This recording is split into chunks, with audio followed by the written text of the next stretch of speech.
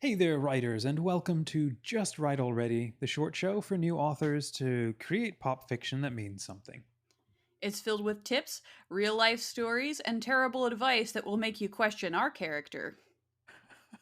We actually should put some more real life stories in this thing, but anyhow, we're helping you to break free, get better, maybe write wilder, so that readers can't put your story down, even if they should. Dominic is a civil margarita worshiper and a stinker. Ah, you guessed it. Katie is our average, everyday coffee speculator and a part time dragonfly hunter. It's true. We're novel writers and story lovers who really need to stop talking and get back to writing. And today, our menu includes why we need strong characters. Katie, why do we need strong characters in our stories or our novels? Because if you don't have strong characters, then I don't care what happens to them. Isn't that the case? I mean, I'm reading on my Kindle constantly, downloading new novels. Well, I should say, I'm downloading tons of previews of novels that Kindle keeps pushing my way. And almost every time I lose interest, it's because I don't get the character. They're weak. The author has spent way too much time on all the other cool stuff and no time in the person who we're meant to follow for the Mm-hmm. duration of the novel. What's your biggest bugbear about a weak character? Uh, Weak characters are just the thing about it is that for me to connect with the story, a strong character will make me connect with the story on a personal level. All of a sudden, this story is not just about some person in some far off land, but it's about someone who could be, my sister, or my friend, or even me, right? It's someone I Mm-hmm. connect to on a very strong and personal level. So if the character's not there, it doesn't matter, how much world building you have, right? It doesn't matter how Mm-hmm. cool your world is, how cool your monsters are, whatever dilemma it is. If the character's not interesting, if the character's not well defined, I don't care if they live or die. I don't care if they achieve their goal. There's just nothing in the book to keep me invested in it. Yep. I think that's the cardinal sin, isn't it? Is losing interest. If the intent of a good story is to captivate someone's interest and then rivet them to the page so they can't look away, um, then not providing a character that people are interested in or want to follow Mhm. is a major problem. So you've got six, well, I should say you've got 4 key points and 2 bonuses. We love bonuses. What are the 4 key points that we're covering today? Yeah, so the four key points are sort of the most important things that you should do if you want to make strong characters that people can connect to and relate to. So, tip number one is to meet interesting people. All art imitates nature, right? So, if you are not out there meeting interesting people, then you are not going to have the material you need to make good characters. Tip two is know yourself. All characters will have a little bit of the author inside of them. It doesn't, they can be very different from you ultimately, but you've Mm-hmm. really got to understand who they are. Tip number three is create a character sheet. And this is really important if maybe you're not sure where to get started with your character or just the creative juices aren't flowing. This is how you get the creative juices flowing. Tip four is to be honest about human nature. And that's a big one. So I'll go into more detail on that one in a little bit. Cool. All right, we're going to keep the 2 bonuses secret till we get to that point. So you just are going to have to listen to the whole thing. Do not skip ahead. That's not allowed. Okay, why don't we start with meeting interesting people? So what all this is doing is helping you to get inspired to create strong characters that you're going to enjoy following. People are going to enjoy reading. Um, let's go with number one. Meet interesting people. So where do you find interesting people? You find interesting people outside of your comfort zone and outside of your comfort bubble. I mean, you find them within your comfort bubble too, right? But Mhm. what I say that I mean is I mean to meet people. You want to meet people who are different than you, or you want to meet people who are very diverse. So, for example, find someone in a different field than you are. Find someone who's maybe, I don't know, like a scientist or someone who's not an artist or writer, an accountant, whatever it is. go to a different part of the world, meet someone who doesn't speak the same language as you, talk to them, somebody who thinks different religion. I think we as human beings, tend to get very comfortable in our church group, in our community. There's plenty of interesting people there that you can talk to, definitely. But to just go out and sit with someone who's, much older than you and just listen to their life story. And what I'm not saying here is that you need to directly one-to-one base your character off of a particular person. In fact, in most cases, I would discourage that because, it could be legally problematic, it could be hurtful to the person. But you'll start to see patterns when you do that in just the human experience, when you go out and meet new people. And then you can sort of pull from those patterns and apply them to creating your character. So you might meet a whole bunch of maybe senior people who maybe they lived through, like my grandpa lived through the Great Depression, so I could kind of hear his story of struggling with poverty, and there were a whole bunch of people in his generation who had a very similar experience. And so then if I wanted to write a character who was struggling with poverty, I would kind of know what the emotional experience of someone in that situation is like from listening to the stories of these older people who had lived through that experience. Exactly. I remember one piece of advice, which was people watching. And I Mhm. could never quite find a way to do that without being creepy, but there is a way. I don't like sunglasses. So if I had them, I could probably get away with a lot more, but I just don't like them. But sitting in coffee shops, or when you're walking through Walmart, or paying attention to other people, pay attention to how they walk, what they wear, how they go about things. Um, and then maybe describing that or jotting it down, or trying to create a character, or now, like you said, be careful about who you're doing that. Don't make it too obvious. Like you said, could be legal reasons. Don't write your family members into your stories and kill them off. That's just going to create problems. But paying active attention to other people, and I think you'll begin to notice or get a sense of almost anybody can be interesting, either if you're imaginative enough or if they are. um, Mhm. so it is a matter of paying attention, and sometimes you can create an interesting roster of characters to dump into your next story, or to draw on. Mhm. Exactly. Exactly. I've met I'm allowed to say this because my sister already knows, right? But she's an anthropologist, and she just totally used to like geek out when she found like some animal skeleton like outside, and it was, to most people, super weird, but to her it was super interesting. And so when I wrote my most recent book, I took a lot of those sort of elements from her, not only from her just kind of geeking out over very strange things that were strange to me, but a lot of other scientists, a lot of other engineers I had met would get super enthusiastic about whatever their field was. So I took these characteristics and I used them to make one of the main characters in that story. And because of that, she absolutely loved the character because she felt like she could connect to him. I think that's great. That's great. I mean, being able to actually chat or interview, or reach out to and connect with people, and something that's also really cool to do too, which is Mhm. something I've done, is you've now got YouTube, so you can also look up, not only research different kinds of people, but you can also get us, find people who go traveling, Mhm. or people talking about their expertise, and then you can get a sense of their vibe, the words that they use, the kind of person that they are, and take inspiration from that too, without ever actually having to meet them. Woohoo, introverts. Okay, point number 2: know yourself. Why we got to go inside? I mean, what's with knowing ourselves here? Yeah, well, that's absolutely critical.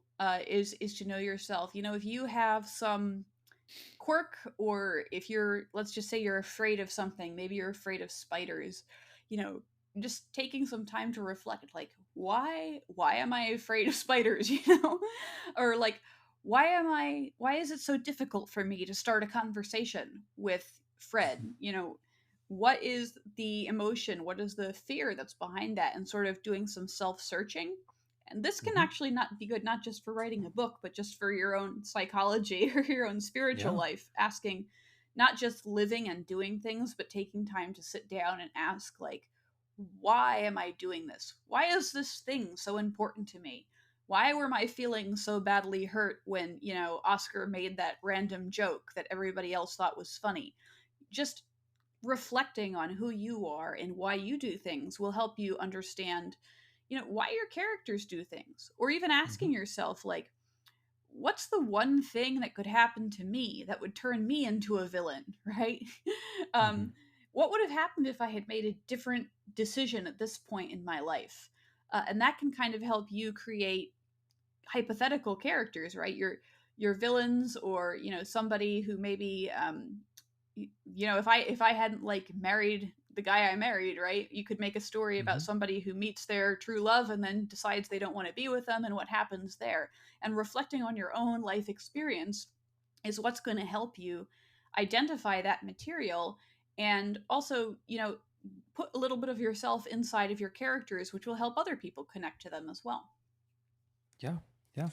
It's working with characters in this way can also be a form, not just of like therapy or imagination, but it can also be a form of what do you call it? Like mental exercise through an idea, through a situation that maybe you're not actually going to go through, but um, if you're maybe if your stories are a little more real, even if it's a fantasy story and there's elves and you're diving off cliffs and stuff, there's still going to be moments in the story that are, for all intents and purposes, more human and about humans doing things. Even if you look like a dragon in the story, we're still basically talking about a human being experiencing something, struggling with trying to overcome something.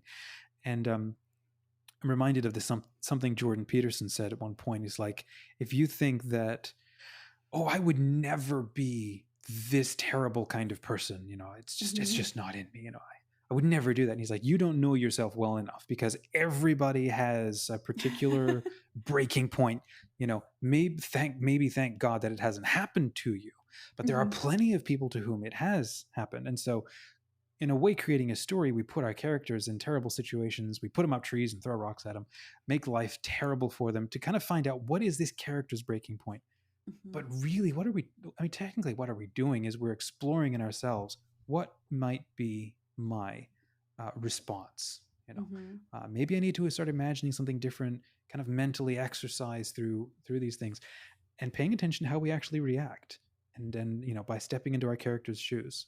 Hmm. um, I think that is an extremely important, one of the most important things that we can do, is take our characters seriously, honor the effort that we're putting into it.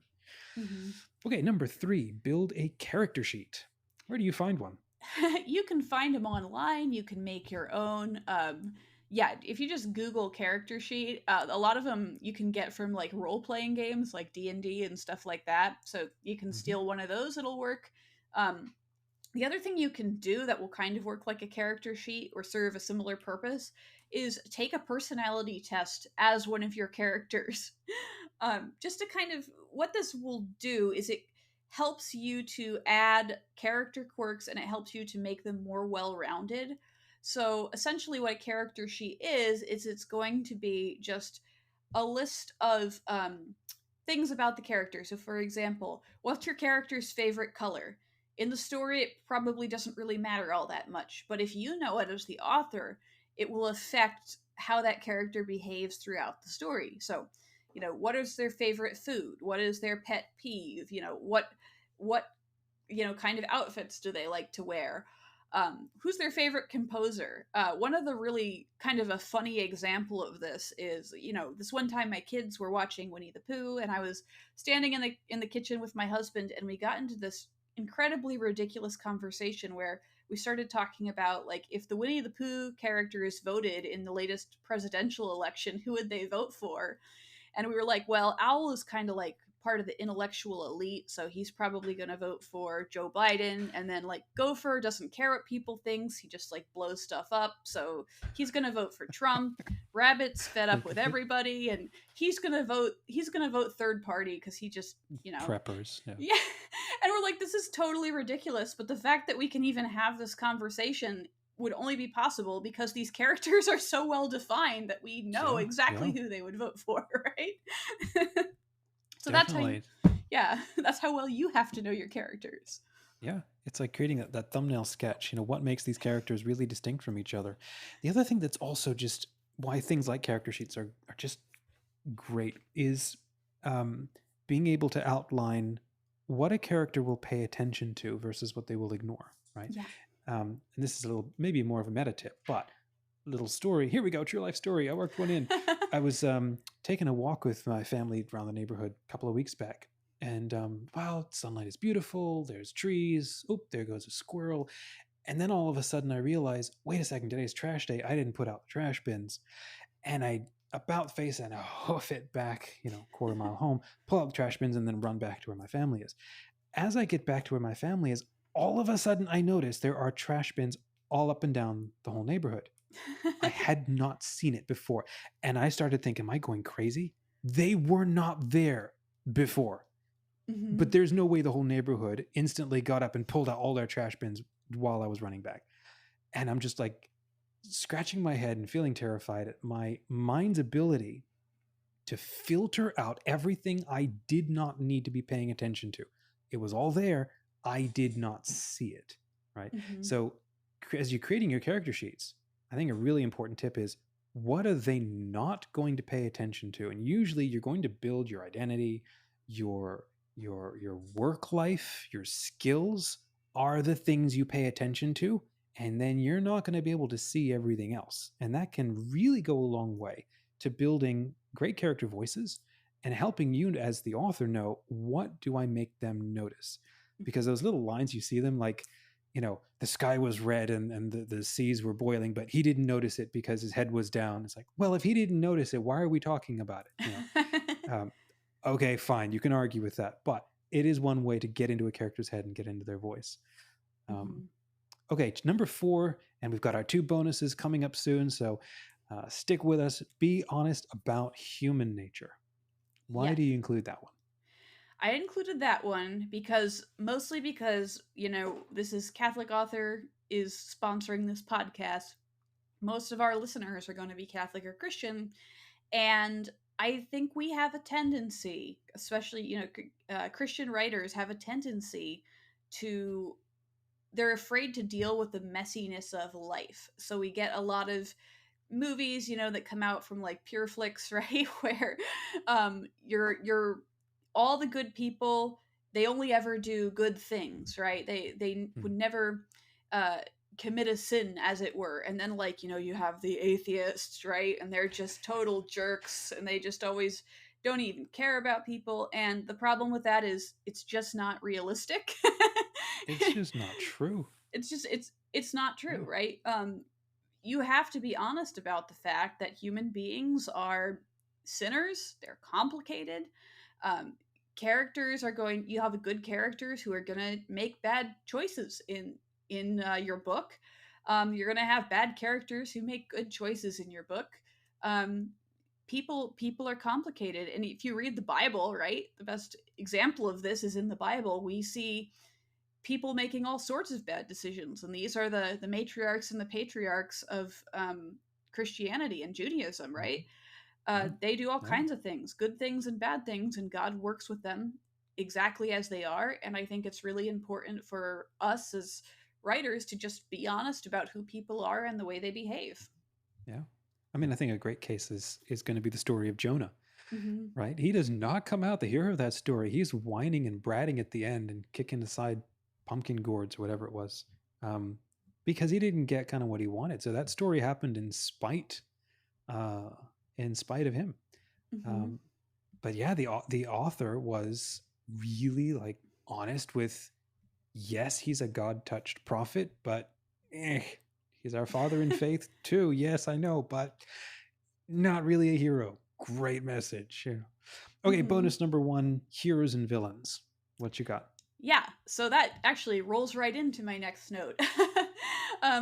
The only difference between your hero and your villain is going to be how they respond to injustice. You have to be able to understand exactly why your villain does the evil thing that they do. That's what makes a fantastic villain. Something bad happened to them, they've experienced some kind of an injustice in their life, and they're absolutely correct that they were wronged somehow. What they're not correct in is how they respond to that. there's a saying that is hurt people, right? Which means that Hmm. if you're a person who's been hurt, you're more likely to hurt other people and keep the cycle going, and that's who your villain should be. Hmm. Uh, your hero will also experience injustice, but instead of hurting other people, ultimately they're going to make a decision to be the bigger person, and that's what will make them the hero. So if you can't see yourself becoming the villain, um, then I think that you need to work on that villain a little bit more, or work on that villain's motivation a little bit more. So that's what the bonus note is about heroes and villains. They both need to be relatable. Hmm. I think that's great. Donald Miller, who wrote the big business and stuff, he wrote a book called Story Brand, and he makes this exact point. He's like, the only thing that differentiates the hero and the villain is their response to to the problem. The hero tries to, after many failures, make a good response. Maybe he's oriented to, or he hungers for a good response. But the villain has, or maybe goes through the same things, Mhm. but chooses the wrong one, or a weaker one, or an easier one, or one that creates greater safety in the short term for them. Mhm. Um, but yeah, take them both seriously. Okay, bonus number 2, writing for the opposite sex. Yes. So the reason I included this is because I would often have men come up to me, like my friends and stuff, and they'd be like, "Hey, I'm trying to write a female character, and I don't know how to write a female character. Like, how do you write a female character?" And I'm like, "Well, how do you write a male character?"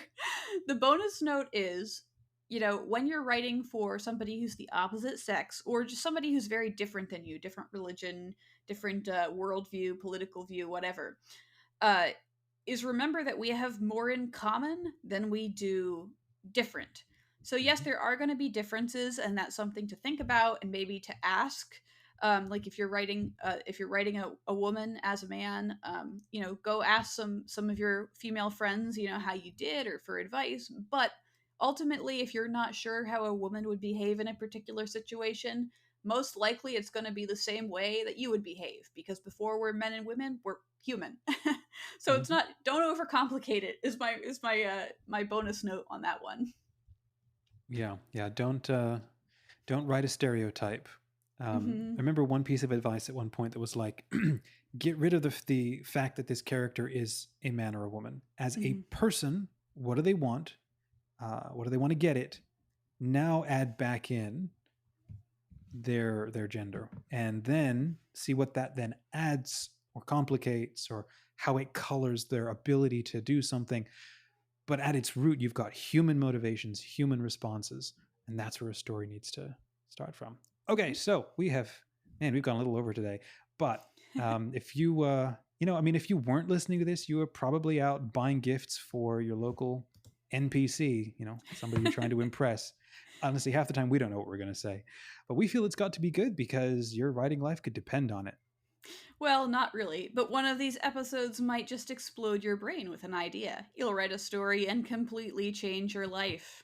Some of these certainly did for us. I know they did for me. Let us know what you think. Please rate us 5 stars so that more people can learn more about this show and some of the crazy stuff we're having. What are we going to do if we don't, Katie? Oh, we're gonna write a hit piece that will make people seriously question your character. Please subscribe to the podcast, catholicauthor.us. Now that we're done, you can begin. Just right already.